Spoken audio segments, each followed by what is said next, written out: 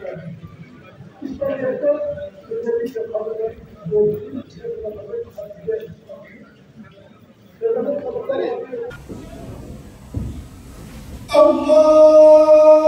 Ekber.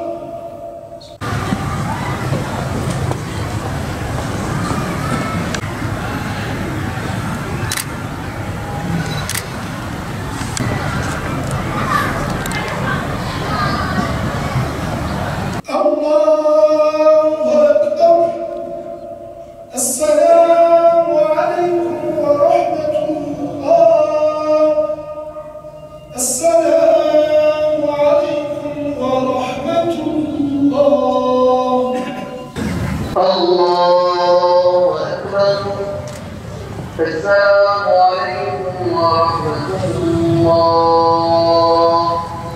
السلام عليكم ورحمة الله.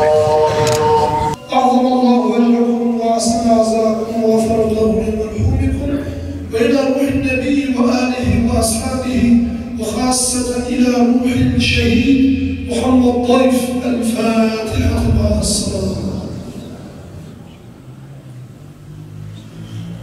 Muhterem cemaat, Allah yolunda vurulanlara ölüler demeyin.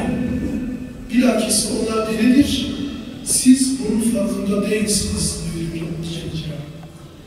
Malumunuz Filistin'de, özellikle Kudüs'te, Gazze'de böyle değil, 1948'den beri 80 seneye yakındır bu cihat devam ediyor. Kasım orduların komutanı Muhammed Taif, o da bugün şehadete kavuşmuştur. Allah şehadetini de eylesin. Biz namaz kılıp, cenaze namazını kılıp unutursak Allah indinde mesul oluruz.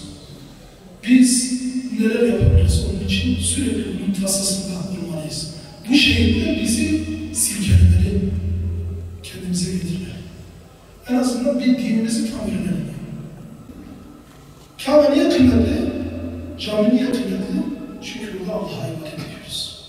Oraya kıymet veriyoruz. Niçin? Allah orayı mübarek kılmış.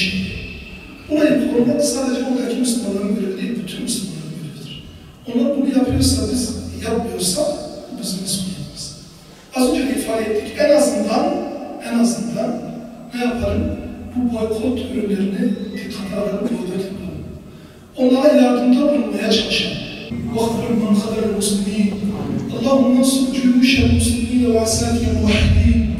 اللهم انصر غزة وفلسطين.